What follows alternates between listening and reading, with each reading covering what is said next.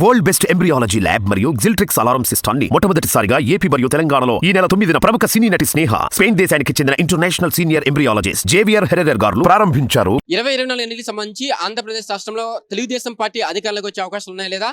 రాష్ట్రంలో ప్రస్తుతం 4.5 పరిపాలన పైన మనతో స్పందించడానికి విజయవాడ పశ్చిమ నియోజకవర్గం సంబంధించిన తెలుగుదేశం ముఖ్య నాయకులు మనతో ఉన్నారు. వారి మాటల్లోనే తెలుసుకునే ప్రయత్నం చేద్దాం. నమస్తే అన్న. చెప్పండి, 4.5 పరిపాలన సంక్షేమ పథకాల రూపంలో ప్రతి పేదవాడు కూడా మేము అందుబాటులో ఉంటున్నాము. గడప గడప కార్యక్రమం కానీ, వై నీడ్ ఏపీ జగన్ కానీ, అదేవిధంగా వై నాట్ 175 అంటూ అధికార పార్టీ నాయకులు ముందుకెళ్తున్నారు. మరి మీ పార్టీ యొక్క ముఖ్య ప్రణాళికలు ఏంటి? రాబోయే రోజుల్లో తెలుగుదేశం పార్టీ విజయం ఎలా ఉండబోతుందంటే? దేశం నుంచి వచ్చే నలుమూలల నుంచి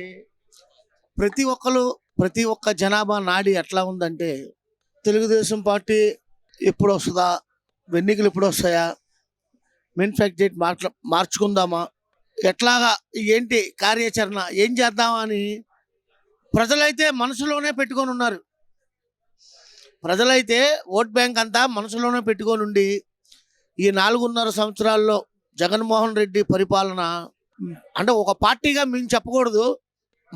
మా అధినాయకుడు కేశినేని శ్రీనివాస నాని గారు పశ్చిమ నియోజకవర్గంలో కోఆర్డినేటర్ చేసిన కాడి నుంచి పశ్చిమ నియోజకవర్గం ఒక బంగారు వర్ణంలాగా మారి నాయకులు కానీ కార్యకర్తలు కానీ అయ్యా చెట్టు నీడ ఉంటేనే ఏ రోజన్నా భవిష్యత్తు ఉంటుందని చెప్పి అందరూ చెట్టు నీడనే కేశినేని నానియే కావాలి మాకు అంటూ ఒక మంచి భవిష్యత్తు, ఒక మంచి ఆదరణ ఉంటుంది.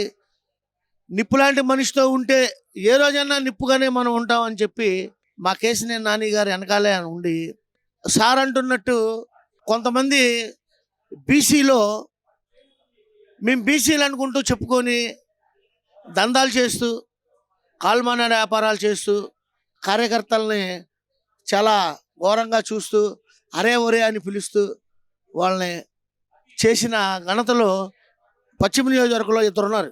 ఆ ఇద్దరికి మహా గుణపాఠం నేర్పడానికి పశ్చిమ వర్గం కానీ తెలుగుదేశం ప్రజలు కానీ కంకణం కట్టుకొని చాలా చక్కగా ఈ విశేషమైన వాతావరణాన్ని తెలుగుదేశం ప్రభుత్వం ముందుకొచ్చి నారా చంద్రబాబు నాయుడు గారు ప్రభుత్వం తెచ్చుకొని కేశినేని నాని గారిని మళ్ళీ గెలిపించుకొని, ముఖ్యంగా చెప్పాలంటే యువగళాన్ని కొన్నాళ్ళ కిందగా అందరినీ లోకేష్ ఏముంది ఏం చేయరు.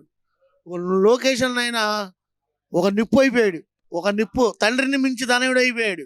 గతంలోనే అనౌన్స్ చేశాడు ఆయన, మా తాత దేవుడు మా నాన్న రాముడు, నేనైతే కాదు వడ్డీతో సహా చెల్లిస్తానన్నాడు.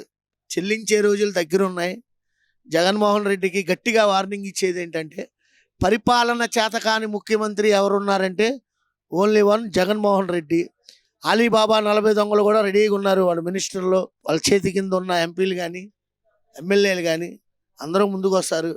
ఆయన కార్యవర్గం అయితే ఆయనకే ఒక 60 సీట్లు అటు ఇటు మార్చుకొని ఏం చేయలేక ఆ ప్యాలెస్లో కూర్చొని తలకాయ పట్టుకొని ఉన్నాడు.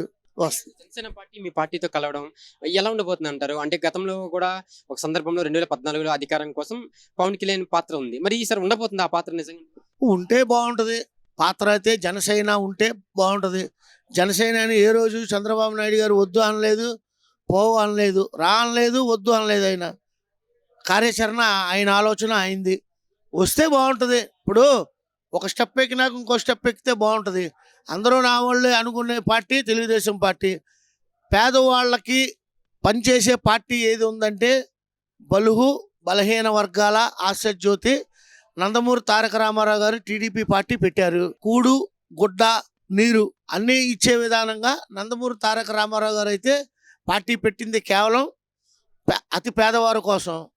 ఈ పేదవారి కోసం అందరూ పోట్లాడాలి, అందరూ కలిసి ఉంటేనే కార్యాచరణ బాగుంటుంది. ఇదివరకు రోజుల్లో సిపిఐ ఉండేది, సిపిఎం ఉండేది, బీజేపీ ఉండేది, జనసేన ఉండేది. అన్ని పొత్తులతో అన్ని సమగ్రంగా చేసుకొని వచ్చిన పార్టీ తెలుగుదేశం పార్టీ. ముగింపు సభలో పవన్ కళ్యాణ్, చంద్రబాబు ఒకే స్టేజ్లో ప్రత్యక్షం అవడం, అదేవిధంగా ఒక ప్రకటన అయితే విడుదల చేసే అవకాశం ఉంది పొత్తుల గురించి. అంటే ఇన్ని సీట్లు పోటీ చేస్తామంటూ కూడా ప్రచారం జరుగుతుంది. ఎలా ఉండబోతుంది రేపు ముగింపు సభ? రేపు ముగింపు సభలో మేము అనుకునేది ఏంటంటే 20 నుంచి 22 దాకా జనసేనకి ఇవ్వచ్చు. పవన్ కళ్యాణ్ గారు కూడా ఎంతో సంతోషకరంగా ఐఏఎస్ స్వీకరించి మీతో పాటు నేను పోటీ చేస్తాను, మీరు 20 అయిపోయినా మీతోనే పని చేస్తాను అన్నట్టు కూడా పవన్ కళ్యాణ్ మంచి హుషారుగా ఉన్నాడు. కార్యకర్తలతో అందరితో ఏమంటున్నాడంటే, నేను చెప్పిన ఆదేశాలు ఏంటంటే మనం తెలుగుదేశం పార్టీకే పనిచేయాలి, తెలుగుదేశానికి మనం ఫుల్ మద్దతుగా ఉండాలి, సీట్లు ఇచ్చినా ఇవ్వకపోయినా బాబు గారితోనే మనం ఉండాలని చెప్పి చాలా స్ట్రాంగ్గా వాళ్ళ కార్యకర్తలకి పవన్ కళ్యాణ్ గారు ఈసారి గట్టిగా చెప్పడం జరిగింది. పవన్ కళ్యాణ్ గారు గట్టిగా ఉంటే తెలుగుదేశం పార్టీ అధికారంలోకి వస్తుంది, అలాగే పవన్ కళ్యాణ్ గారికి కూడా మంచి గుర్తింపు ఉంటుంది. చెప్పండి, పార్టీలకు అతీతంగా ఇష్టపడే వ్యక్తి ఎవరైనా ఉన్నారంటే విజయవాడ ఎంపీ కేశవ్ నాని అని చెప్పడంలో ఎటువంటి సందేహం లేదు. ఆయన ప్రజలకు అందుబాటులో ఉండే విధానం కానీ అసలు ఏం చెప్తారు కేశవ్ నాని హ్యాట్రిక్ విజయంతో విజయవాడ ఎంపీగా గెలిపోయే అవకాశాలు ఏ విధంగా?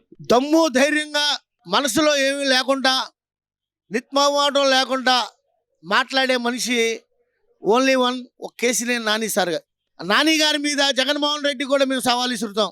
కేసినేని నాని గారి మీద జగన్మోహన్ రెడ్డి కూడా వచ్చి పోటీ చేసుకోవచ్చని సగౌరవంగా సవాల్ ఇసురుకుంటున్నాం. జగన్మోహన్ రెడ్డికి ఏమైనా అవకాశం ఉంటే మా నాని గారి మీద పోటీ చేయమనండి, గెలవమనండి, కార్యాచరణ అనేది తర్వాత ఉంటుంది.